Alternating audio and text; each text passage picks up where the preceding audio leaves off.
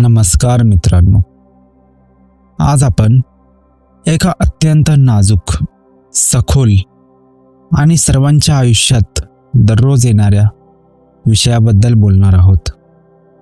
तो विषय म्हणजे विकार.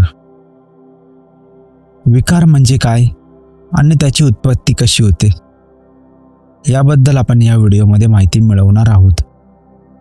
यासाठी मी तुम्हाला विनंती करेल की ही माहिती केवळ बुद्धिस्तरावर समजून घेऊ नका, ती तुमच्या आयुष्यात तुमच्या अनुभवांशी जोडून पहा. कारण आपण इथे फक्त बौद्धिक चर्चा नाही तर मनाचे ऑपरेशन करणार आहोत. तर सुरू करूया. विकार. आज आपण आधुनिक तंत्रज्ञानाच्या युगात जगत आहोत. सगळीकडे वेगवान इंटरनेट आहे. एका क्षणात जगातील माहिती दुसऱ्या कोपऱ्यात पोहोचते. माणसाने खूप प्रगती केलेली आहे, पण आतून माणूस पाहिला तर कुठल्याच युगात एवढा बैचेन नव्हता तेवढा ह्या युगामध्ये माणूस बैचेन आहे, दुःखी आहे, अस्वस्थ आहे, जळत आहे, अहंकारी झालेला आहे. बाहेर आपण एसीची थंड हवा घेतो, पण आत मन रागाने, चिंतेने, द्वेषाने, मत्सराने, अहंकाराने जळत असते. ही जी मनाची जळजळ आहे, हे जे मनाचं संतुलन बिघडलेलं आहे, यालाच विकार म्हणतात. सोप्या भाषेत सांगायचं तर विकार म्हणजे मनाला झालेला आजार. जसं शरीराचं तापमान वाढलं की त्याला ताप म्हणतो आपण, आणि शरीर आजारी झालं असं म्हणतो. तसंच मनाचं जे नैसर्गिक संतुलन आहे ते बिघडलं की त्याला आपण विकार म्हणतो. आपल्याला वाटतं विकार म्हणजे खूपच मोठा राग येणे किंवा कोणाचा तरी खून करावा अशी इच्छा वाटणे म्हणजे विकार. तर असं नसतं. विकार खूप सूक्ष्म देखील असू शकतात. जसं की ऑफिसमध्ये सहकार्याचं प्रमोशन झालं आणि आपलं झालं नाही, तर आतून कुठेतरी मत्सराची सुई टोचल्यासारखं वाटतं. हा असतो विकार. भविष्यात काय होईल, माझा जॉब राहील की नाही या विचाराने रात्रभर झोप येत नाही. हा असतो विकार. थोडक्यात सांगायचे तर जे आहे त्याचा स्वीकार न करता जे नाही त्याची हाव धरणे किंवा जे समोर आहे त्याला नाकारणे म्हणजेच विकार. आता ही विकारांची उत्पत्ती कशी होते? हा विकार अचानक आकाशातून येत नाही, तो आपल्या आतून निर्माण होतो. आणि आतून निर्माण होताना त्याची जी प्रक्रिया आहे ती वैज्ञानिक आणि अत्यंत सूक्ष्म आहे. 2500 वर्षापूर्वी भगवान बुद्धांनी मानवी मनाचं अत्यंत बारकाईने विश्लेषण केलं. ते आजच्या आधुनिक मानसशास्त्रज्ञालाही जमलं नाही. बुद्धांनी जे काही मनात विकार उत्पन्न होतात ती उत्पत्ती कशी होते त्याची साखळी अत्यंत स्पष्टपणे मांडून दाखवलेली आहे. सामान्य माणसाला वाटतं की विकार हा बाहेरून येतो. समोरच्या माणसाने मला शिवी दिली म्हणून मला राग आला, म्हणजेच रागाचं कारण तो समोरचा माणूस आहे. परंतु जो ध्यान करतो, ध्यान करणारा साधक आहे, जेव्हा तो स्वतःच्या आतमध्ये डोकावून पाहतो तेव्हा त्याला एक वेगळंच सत्य दिसतं. विकाराची उत्पत्ती ही स्वतःच्या आतमध्ये होते हे त्याला समजू लागतं. विकाराची उत्पत्ती कशी होते हे आपण एका आजच्या काळातील उदाहरणाने समजून घेऊ. समजा तुम्ही ऑफिसमध्ये आहात. ऑफिसची मीटिंग सुरू आहे आणि तुमच्या बॉसने सर्वांसमोर तुम्हाला ओरडलं तू एक नंबरचा मूर्ख आहेस, नालायक माणूस आहेस, तुला काही जमतं का नाही, किती वेळा सांगायचं. आता सामान्य पातळीवर काय होईल? तुम्हाला राग येईल, तुम्हाला अपमानित वाटेल, बॉसबद्दल तुमच्या मनात द्वेष निर्माण होईल, तुम्ही बॉसवर ओरडाल किंवा तो राग गिळून घ्याल. पण भगवान बुद्धांच्या साधनेमध्ये हे सूक्ष्म पातळीवर या एका सेकंदात नक्की काय घडलं याचे 4 टप्पे आहेत.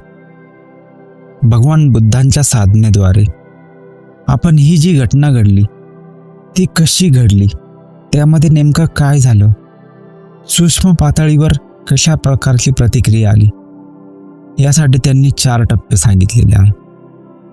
पहिला म्हणजे संपर्क. बॉसच्या तोंडातून काहीतरी ध्वनी लहरी बाहेर पडल्या आणि त्या ध्वनी तुमच्या कानाच्या पडद्यावर आदळल्या. इथे कान आणि शब्द यांचा संपर्क झाला. त्याच्यानंतर दुसरं येतं संज्ञा. आता ते जे शब्द तुमच्या कानावर पडले तर तुमच्या मेंदूने त्या शब्दांना स्वीकारले आणि त्या शब्दांना एक अर्थ लावला. आता तो अर्थ कसा लावला, तर तुम्ही लहानपणापासून ते जे शब्द ऐकलेले आहे ते शब्द शिवीचे आहे की सन्मानाचे आहे, स्तुतीचे आहे, ते तुम्ही लहानपणापासून कंडिशनिंग केलेलं आहे मनामध्ये. आता मेंदू तुमच्या मेमरी कार्डमध्ये म्हणजे स्मृतीमध्ये मूर्ख आणि नालायक या शब्दांचा तुलना करतं की हे शब्द चांगले आहे की वाईट आहे याची तुलना करतं. आणि तेव्हा मेंदू ओळखतो की हे शब्द वाईट आहे, अपमानाचे आहे. हे संज्ञेद्वारे ओळखलं जातं. तिसरा आहे संवेदना. संवेदना हा सर्वात महत्त्वाचा टप्पा आहे. तुमच्या मेंदूने काहीतरी कानावर पडले, त्याचा अर्थ लावला. जसा अर्थ लावला ते चांगले आहे की वाईट आहे, स्तुतीचे शब्द आहे की अपमानाचे शब्द आहे, याचा अर्थ लावला. आणि तो जो अर्थ लावला त्याच्या आधारे तुमच्या शरीरात एक रासायनिक प्रक्रिया निर्माण झाली आणि ती रासायनिक प्रक्रिया तुमच्या छातीत धडधड निर्माण करते, श्वास वेगवान करते, तुमच्या शरीरामध्ये रक्त पुरवठा जोरदार करते, उष्णता निर्माण करते, जळजळ निर्माण करते. ही शरीरावर उठलेली संवेदना असते. म्हणजेच पहिल्या घटनेमध्ये काहीतरी ध्वनी लहरी कानावर पडल्या, दुसऱ्या घटनेमध्ये त्या कानावर पडलेल्या ध्वनी लहरी मेंदूने ओळखल्या. हे चांगलं आहे की वाईट आहे त्याची तुलना केली. काहीतरी ध्वनी लहरी कानावर पडल्या आणि ह्या चांगल्या आहे की वाईट आहे. तिसऱ्या प्रक्रियेमध्ये त्याच्या ध्वनी लहरी कानावर पडल्या, त्याच्या आधारे मेंदूने प्रतिक्रिया दिली, संवेदना जागवल्या, काहीतरी रासायनिक प्रक्रिया शरीरामध्ये निर्माण केली. हा चांगल्या आहे तर हे चांगल्या रासायनिक प्रक्रिया, वाईट आहे तर वाईट रासायनिक प्रक्रिया त्या शरीरात निर्माण केल्या. आता चौथा आहे प्रतिक्रिया. तुमचं मन त्या बॉसच्या शब्दांवर रिॲक्ट करत नाही, पण तुमचं मन तुमच्या शरीरात ज्या काही संवेदना उठल्या त्या अप्रिय संवेदना आहे, तणावाच्या संवेदना आहे, उष्णतेच्या संवेदना आहे, त्यावर रिॲक्ट करत असतं.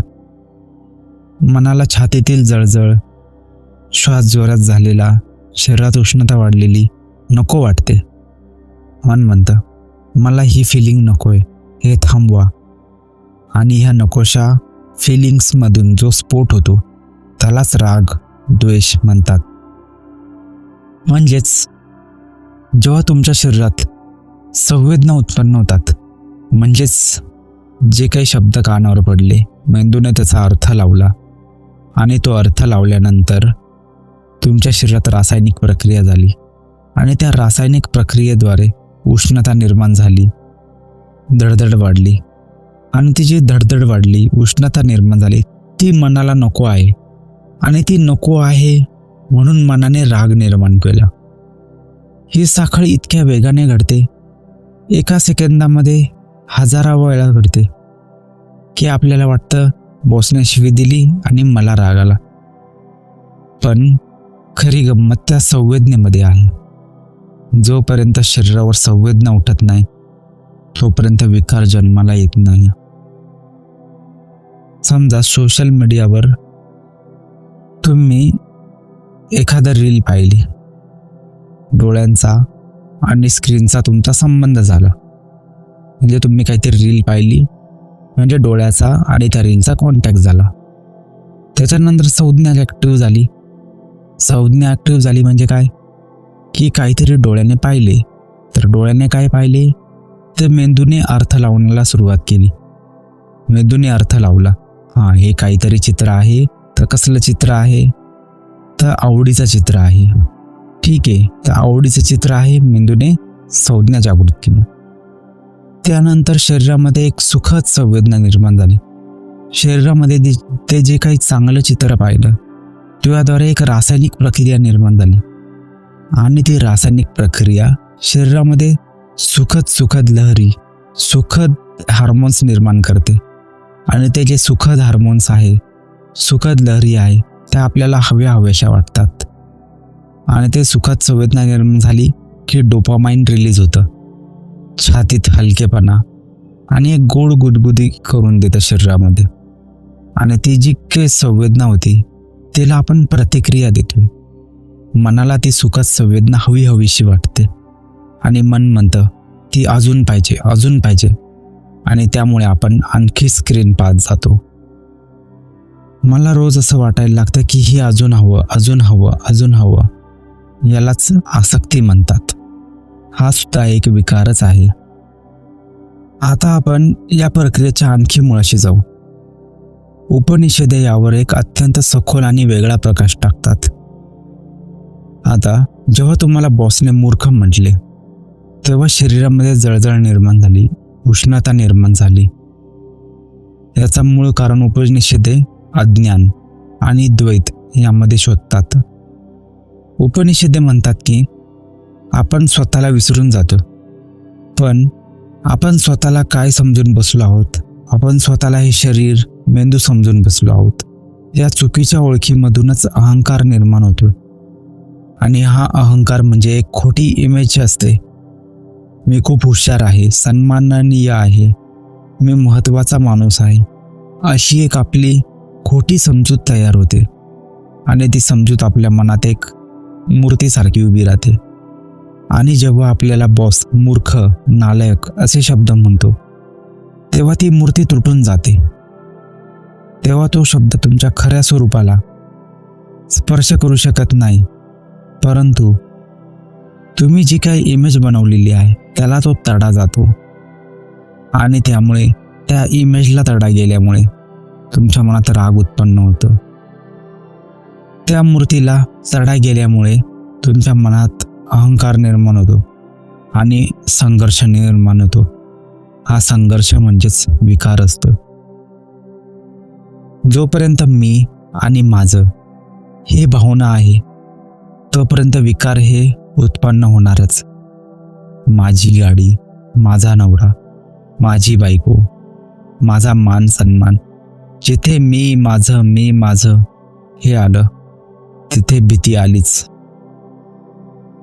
गाडीला ओरखडा पडला की गाडीला वेदना होत नाही, वेदना तुम्हाला होते, कारण तुमचा अहंकार त्या गाडीत अडकलेला आहे. जेव्हा एखादा साधक खोलवर ध्यानात जातो तेव्हा त्याला हे महावाक्य आतून समजतं, अहम ब्रह्मास्मी. जेव्हा ही जाणीव होते की मी हे शरीर नाही, मी हे विचार नाही, तेव्हा समोरचा माणूस शिव्या जरी देत असला तरी आतमध्ये कोणतीही उष्णता निर्माण होत नाही, कोणतीही जळजळ निर्माण होत नाही. कारण शिवी देण्यासाठी जो मीपणा तेथे असायला हवा तो मीपणा तेथे नसतो. तेथे फक्त असते एक अथांग शांतता. आता प्रश्न असा येतो की जेव्हा विकार उत्पन्न होतो तेव्हा आपण काय करतो? ओशो रजनीश म्हणतात की समाजाने, धर्माने आणि संस्कृतीने आपल्याला एक अत्यंत चुकीची गोष्ट शिकवलेली आहे. ती म्हणजे विकारांचे दमन करणे, सप्रेशन करणे. लहानपणापासून आपल्याला शिकवलं जातं, राग आला तर रागवू नये, रडू आलं तर रडू नये, दुखी होऊ नये. किती दुःख झालं तरी मनात ठेवून चेहऱ्यावर हसू आणायचं, हे आपल्याला लहानपणापासून शिकवलं जातं. जेव्हा तुम्हाला राग येतो तेव्हा तुम्ही काय करता? तुम्ही तो राग आतल्या आत दाबून टाकता, चेहऱ्यावर एक खोटा मुखवटा चढवता आणि खोटे हसू आणतात चेहऱ्यावर. पण तो राग कुठे गेला? तो राग नष्ट झालेला नसतो, तो तुमच्या अंतर्मनात जाऊन बसतो. आणि अंतर्मनात गेल्यावर तो नंतर जेव्हा काही अप्रिय घटना घडते तेव्हा ज्वालामुखी सारखा त्याचा उद्रेक होतो आणि तो उद्रेक खूप भयंकर असतो. ओशो एक सुंदर उदाहरण देतात. ते म्हणतात की विकार हा एका स्प्रिंग सारखा आहे. तुम्ही त्याला जेवढं दाबाल तेवढा दुप्पट वेगाने तो उसळून वर येईल. आज समाजात इतके blood pressure, heart attack, depression यांचं प्रमाण वाढलेलं आहे, कारण आपण सर्वांनी आपल्या आतमध्ये रागाचे, दुःखाचे, मत्सराचे, अहंकाराचे ज्वालामुखी दाबून ठेवलेले आहे. आपण चालते बोलते ॲटम बॉम्ब झालेलो आहोत. ट्रॅफिकमध्ये कोणी थोडा जरी धक्का मारला तरी आपण त्याच्या अंगावर धावून जातो. तो राग त्या धक्क्याचा नसतो, तर तो राग असतो गेल्या 10 वर्षापासून आपल्या मनामध्ये जे काही साचलेलं आहे, ते साचलेला राग त्या ट्रॅफिक सिग्नलवर निघतो, ज्याला बाहेर काढायला एक निमित्तच मिळतं. ओशो यावर एक उपाय सांगतात. ओशो म्हणतात, विकारांशी भांडू नका, त्यांना दाबू नका. विकार आले, त्यांचा तटस्थपणे स्वीकार करा, त्यांना साक्षी भावाने पहा. जेव्हा राग येतो तेव्हा स्वतःला असे नका म्हणू की मला राग यायला नको, मी तर चांगला माणूस आहे. त्याऐवजी डोळे मिटा, स्वतःच्या आत पहा. रागामुळे जी काय ऊर्जा शरीरात निर्माण झाली आहे, जी काय बैचेनी शरीरात निर्माण आले त्याकडे पहा. जी काय दडदड वाढली, श्वासाची गती वाढली, शरीरामध्ये उष्णता निर्माण झाली, त्याकडे तटस्थपणे पहा. हाताच्या वळलेल्या मुठी, छातीची दडदड याकडे एका त्रयस्थासारखे पहा. जसं आपण रस्त्याच्या कडेला बसून वाहने पाहतो तसं पहा. जागृती हा एक असा प्रकाश आहे ज्याच्या समोर कोणताही विकार टिकू शकत नाही. अंधार घालवण्यासाठी अंधाराशी भांडायचं नसतं, फक्त एक छोटासा दिवा लावायचा असतो. तसंच राग घालवण्यासाठी रागाशी भांडायचं नसतं, फक्त तटस्थतेचा, सजगतेचा, साक्षीभावाचा एक दिवा लावावा लागतो. तुम्ही जितके साक्षीभावाने त्या रागाकडे पाहाल तितक्या लवकर तो राग विरघळून जाईल आणि रागाची तीच ऊर्जा रूपांतरित होऊन करुणेमध्ये बदलेल.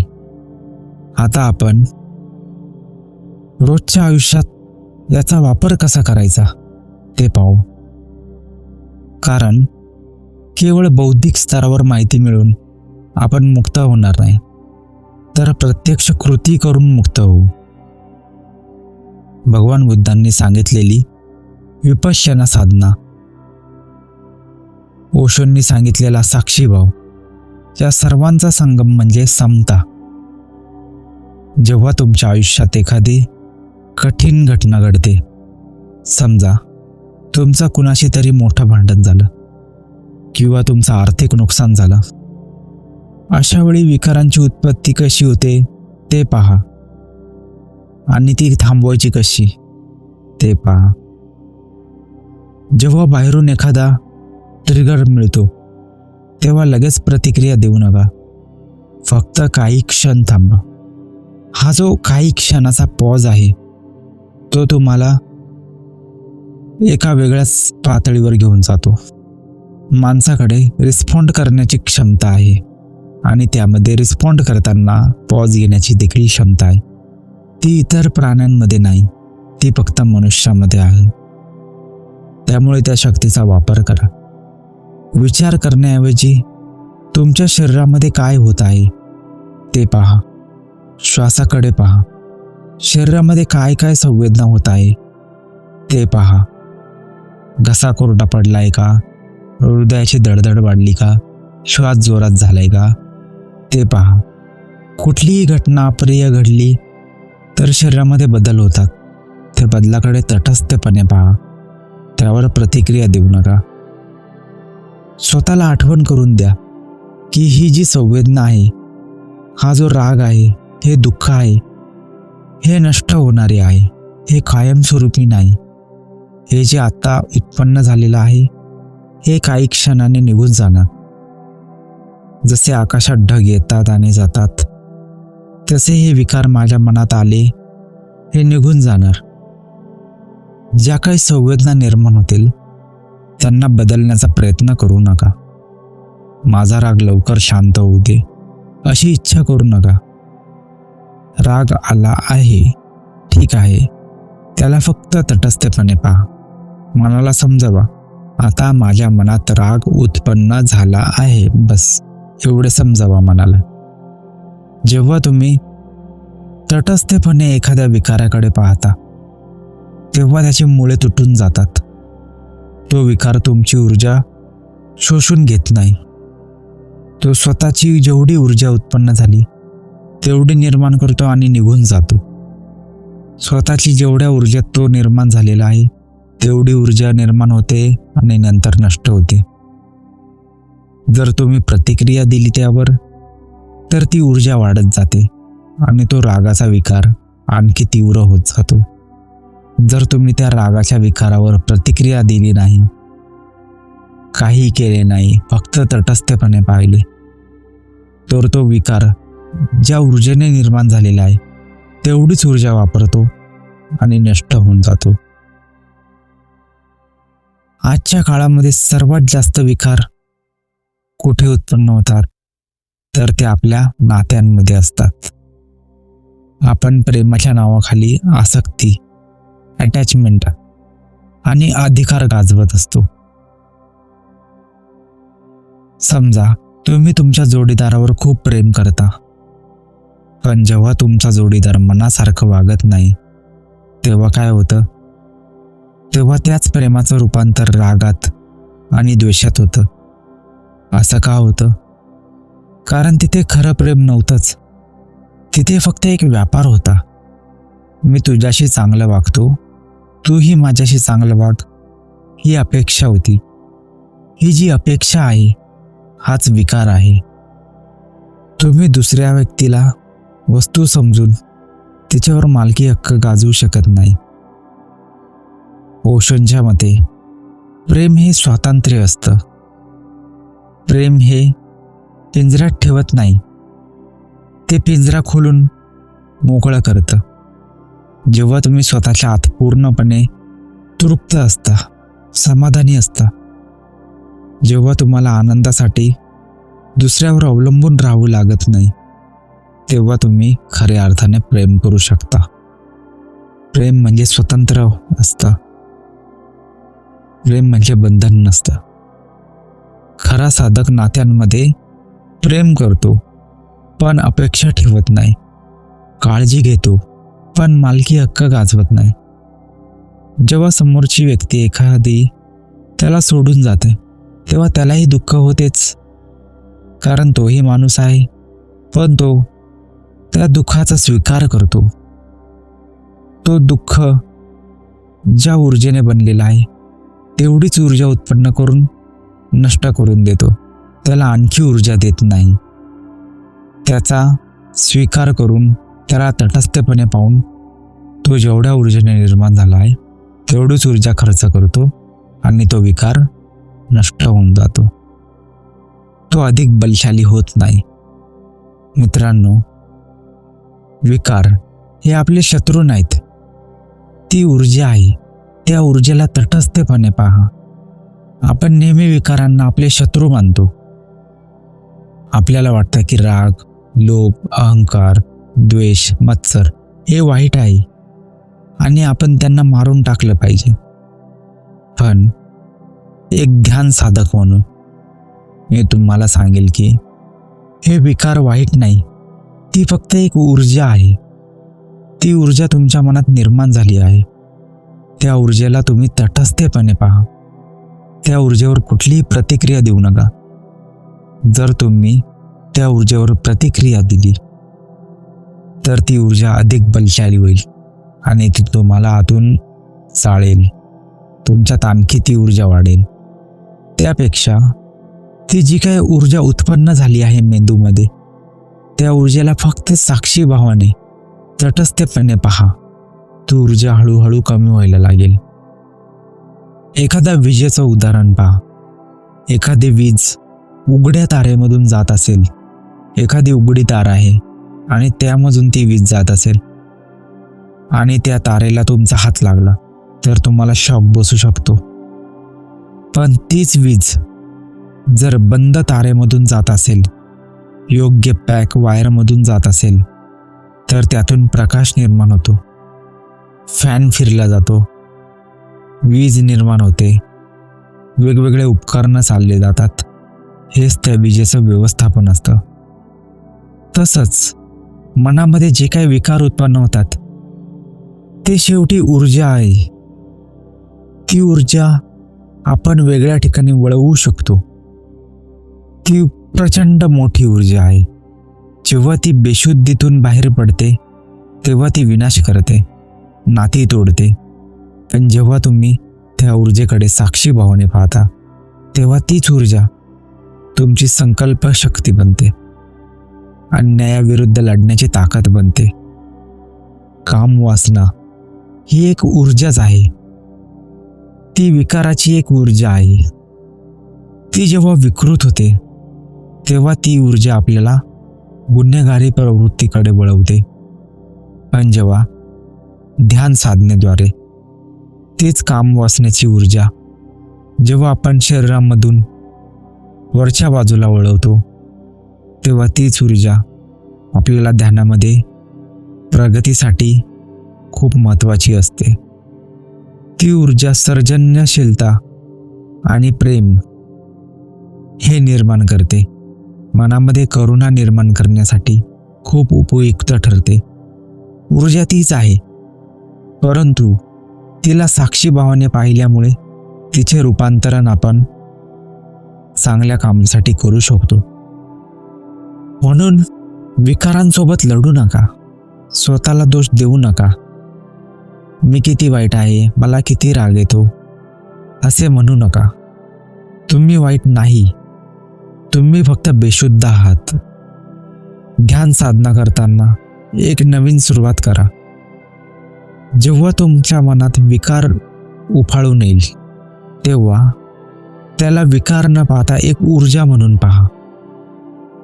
मनामध्ये काहीतरी ऊर्जा उत्पन्न झाली आहे, बस एवढं तटस्थपणे त्याकडे पहा. त्यावर प्रतिक्रिया देऊ नका.